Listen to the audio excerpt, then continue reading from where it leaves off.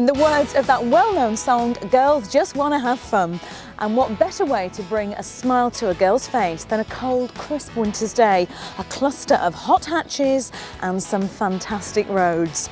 So what's in the pack? Well, no hot hatch test would be complete without the original.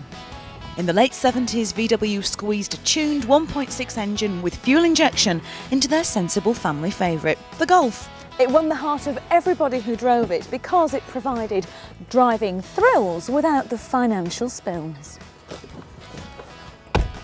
So is the Golf GTI still the hottest of the hatches?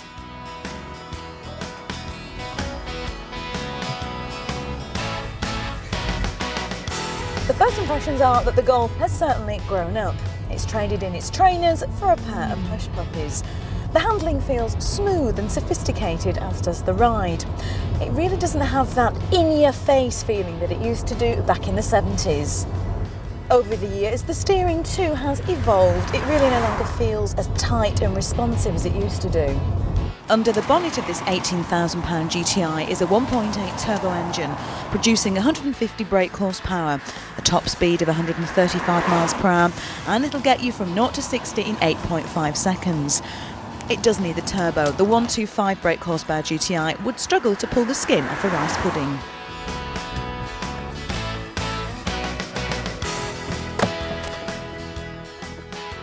So the Golf GTI has grown up and it's become a high-class car.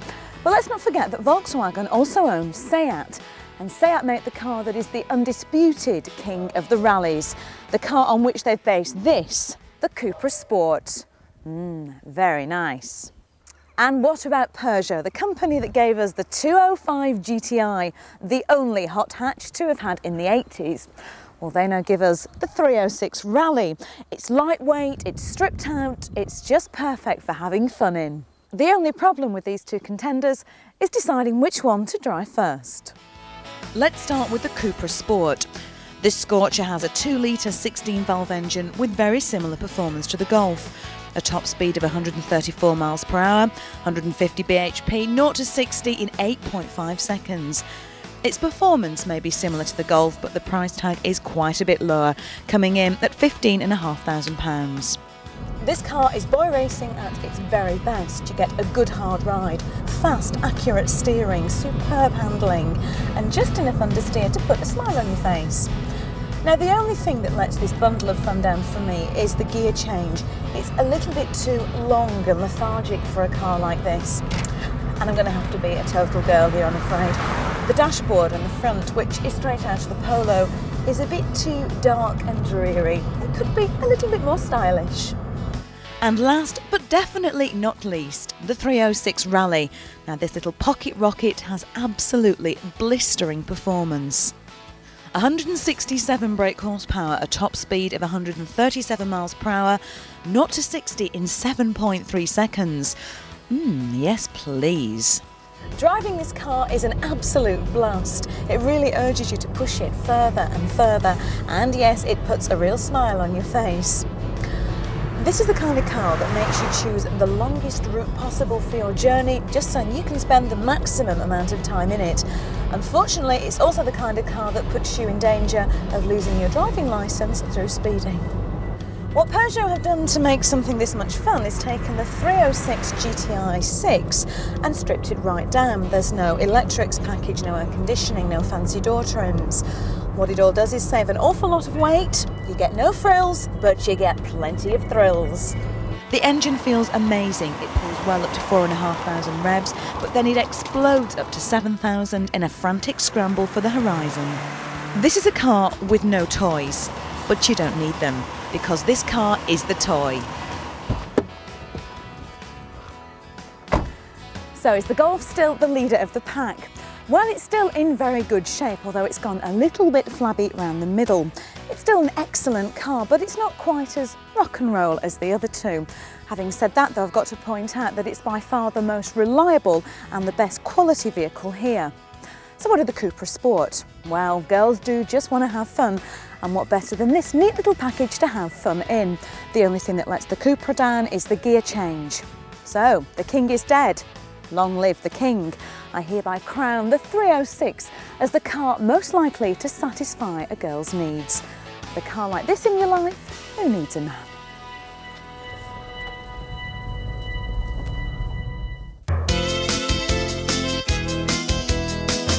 The humble diesel has come a long way in recent years. In fact, nowadays it's so sophisticated we even find it under the bonnet of hot hatches, like this one, the Audi A3 TDI. Despite its rather striking hot hatch looks, under there lurks a diesel. But is it enough to entice drivers of traditional hot hatches? And to find out, we've pitched it against this, possibly the king of the modern day hot hatch. It's the Peugeot 306 GTI 6.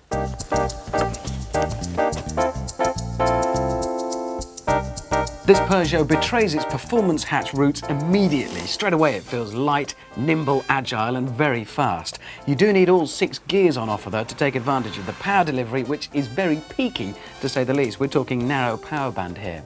And to scrub that speed off, the brakes are excellent, very efficient, though perhaps not as much feel as there could be when it comes to stopping in a bit of a hurry. The interior is definitely racy with plenty of shiny bits, and it does surround you nicely, but it does perhaps feel a little on the flimsy side. That the driving position is great, you really do feel in control of this thing. Above all, it really does feel like a very, very hot hatch. Okay, so it is an awful lot of fun, but then it is a hot hatch, possibly the hottest, so that's precisely what we'd expect of it. The big question is, what are we going to get out of our diesel friend here? Come on, my old bus, let's see what you got.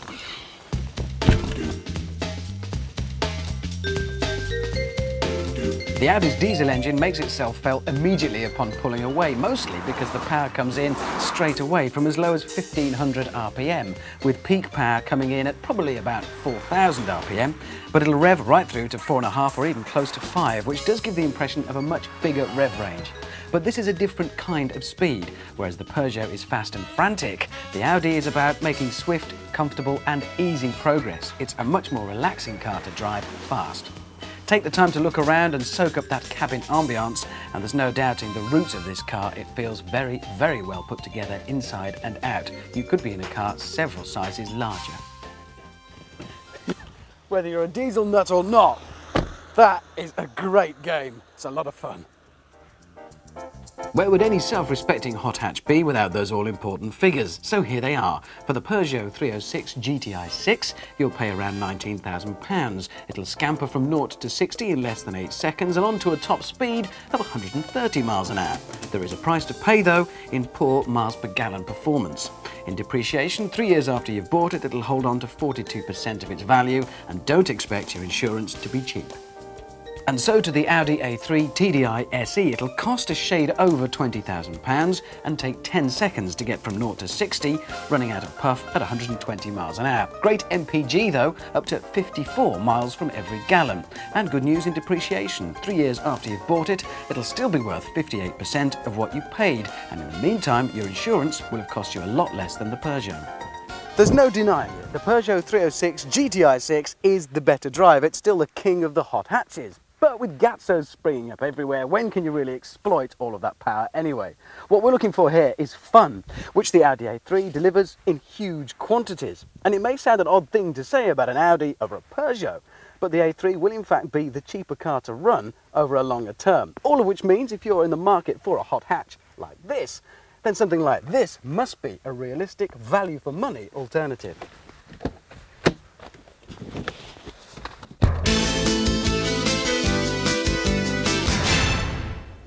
Brake horsepower. Now you can forget those other well-known 3 little words, because those are the only 3 words that anybody who's mad about cars longs to hear. The more brake horsepower the car has, the more excited we get. And, as is generally the way, the more money we have to fork out to get behind the wheel. But could you actually put a price on, say, 34 brake horsepower?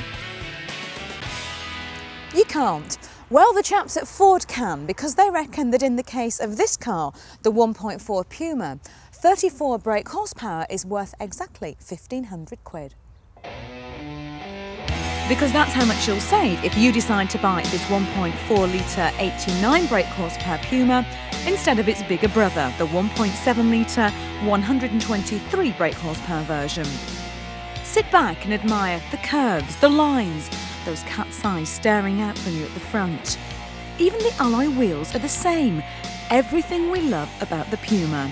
But all for the very affordable price tag of £13,225. And inside, well, you get an identical interior. The lovely curves are there, the aluminium trim, that gorgeous steel gear knob and the sporty white dials. Plus, just like the 1.7, there is an amazing amount of room for such a cute little coupe. And the savings don't stop at the price. Because you've opted for the 1.4 16-valve VTEC, you'll only have to fork out for Group 9 insurance, which is 3 groups lower than the 1.7. That's another few quid in the bank. So this is the car to keep your bank manager happy. But what about the racing driver in you? Can it live up to those expectations? Big Brother Puma won hearts everywhere because of its superb agility. The 1.7-litre engine is torquey and eager. In short, it's a joy to drive. And here's the good bit about Baby Brother. It isn't that far away from the 1.7 in terms of performance as you might think. This 1.4 engine that also features in some of the sportier Fiestas does feel quite punchy. It'll get you from 0 to 60 in 10.8 seconds and has a top speed of 112 miles per hour. It's not amazing performance, but when you're driving this car around town, it really is a good little ride. In fact, the only time you really notice the difference is when you get out onto the motorway. It's then that you start to miss the extra thrill you get in the 1.7. You really need to have to work this engine to get the most out of it. But when you get onto a twisty, turny stretch of road, Baby Puma is just as much fun as Big Brother.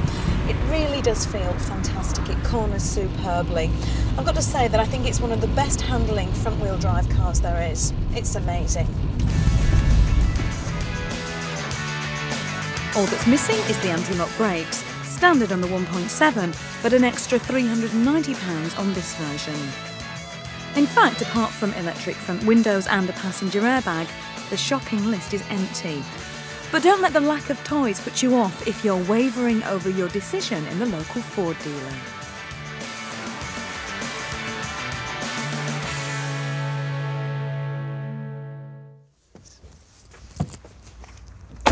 Now this may well be the cheaper version, and of course it's missing that 34 brake horsepower.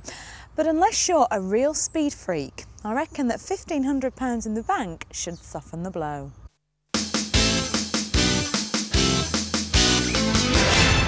The Peugeot 206 GTI, the latest of the breed from the past masters of the hot hatch genre. And if heritage is anything to go by, then this should be just about the best you can buy. But what if you want an alternative to a mainstream GTI? Something a little bit different, something that'll stand out from the crowd. Well, be warned, it's a Proton. I know, pork pie hats on the parcel shelf and an old Mitsubishi engine clattering away up front. So to make up for its perhaps rather down-market sounding badge, they've fitted it with 2 badges. And the second badge says Lotus, which isn't that surprising really when you consider that Proton own Lotus. So they've let the British sports car supremos loose on fettling their GTI. But have they done enough to challenge what Peugeot at least will tell you is still the original, the grandmaster, the benchmark of hot hatchery?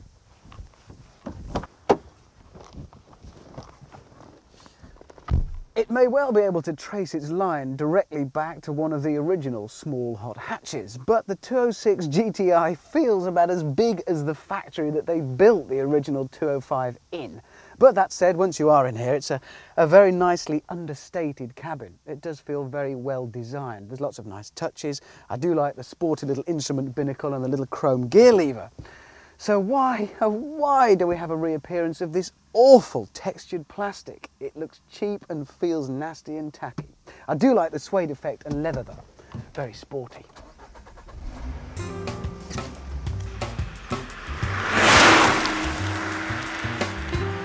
I can remember the first time I saw a 205 GTI 1.9 and I was amazed that there could be an engine so big in a car so small.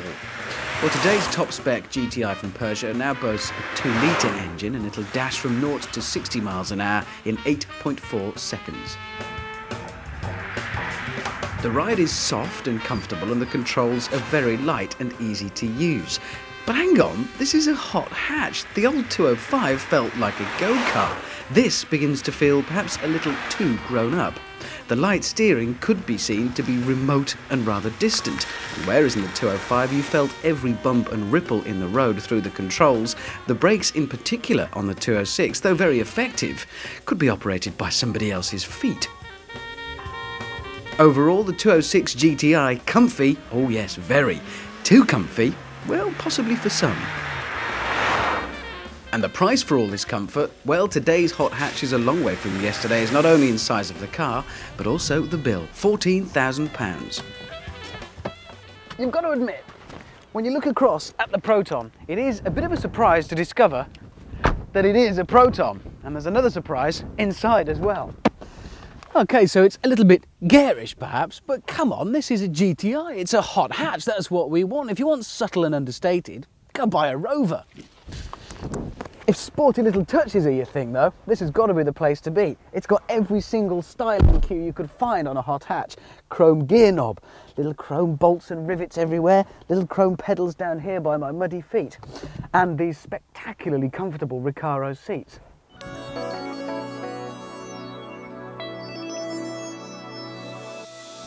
Now this is more like it. Less powerful the Proton may be, with only 1800cc to the 206's 2-litre, and though on paper it is faster, it'll dash from 0 to 60 in 7.8 seconds, I'm not convinced. But if it's the experience we're after, then this really will bring out the hooligan in you. For a start, the Proton is loud, very loud, most of it through road noise. The steering is fast and direct with plenty of feel, and the same can be said for the brakes. Once you discover that most of the power is actually in a narrow mid-range band, then it's very easy to exploit it. It might be less luxurious than the 206, but those ultra-comfortable seats provide just the support you need on a longer journey. Mind you, if you are about to tackle a longer journey in the Proton GTI, be warned to keep an eye on the fuel gauge. It's got a range of about 25 miles, so you'll be hopping in and out of those seats a lot. It's not because the Proton is thirsty, it's just because the tank is tiny.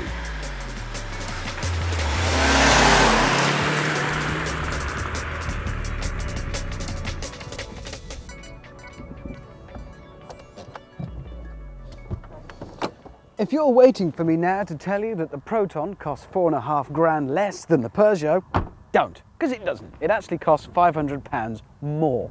And it's a mark of how far Proton have come as a manufacturer, that their hot hatch can be compared to Peugeot's without it being laughable. Even more so that it can cost more than the Peugeot and still be taken seriously. Cynics might tell you that it's also a mark of what's happened to Peugeot, that their hot hatch can be compared to any Proton at all. In fact, the 206 is as large, as comfortable and sophisticated as you could possibly want from a car in its class. The baby Proton is loud, brash and raucous, and every inch a hot hatch in the traditional sense. And if you're still having a little bit of a snigger, here's one further little bit of food for thought. Think about this, the Talbot Horizon and the Cortina. Pretty humdrum cars, neither of them worth peanuts second hand until Lotus became involved. Then, hey-ho, instant classic. Who knows?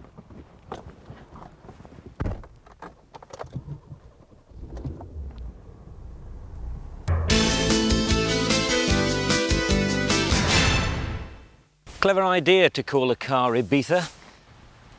Let's face it, most of us have got very nice memories of Ibiza. Lots of sunshine, lots of fun, lots of good times, the occasional hangover, but hey, nobody's perfect. If the old Ibiza had a problem, it was its interior. It was badly let down by it. It looked like a poor man's Polo, which of course the Ibiza actually does share the same chassis as the Polo. Well, Seat have attacked it with a relish with the new model. It's got an all-new dashboard and it's pretty swish. I like the look of it. It's nicely angled for the driver here. It has the best thing you'd want from the Volkswagen connection, quality controls, They have an excellent feel to them. Everything is nicely placed. It's a bit grey, but you know, they could change that with some different colour trims. But it feels a class act. You will not get better quality in a Super Mini than in this Ibiza. It's just gone right up there with the leaders.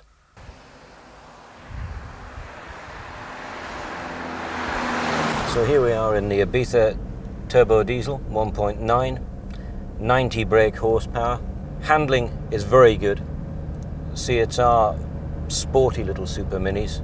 They do have that little bit of fun factor about them. They're actually good fun to drive as opposed to a chore, which can be the case with some of the less impressive Super Minis. So how does the Ibiza perform? Is this a diesel to be contended with? Well, we've got a rather unusual place to put it through its paces. We've come to the Spanish coastal resort of Sitges, and we've got an amazingly famous place. We're going to the Velodromo, which was in fact the home of the Spanish Grand Prix in the 20s and 30s. It is, as you're about to find out, now very much in a state of disrepair, but amazingly the track is still remarkably complete. It's a banked track.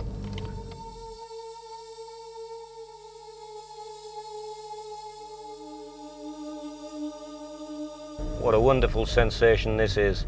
Here we are on the banked track of Velodromo.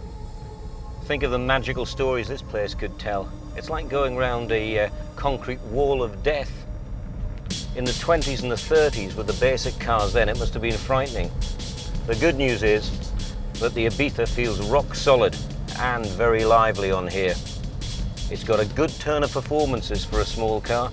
There again, 1.9 turbo it should do.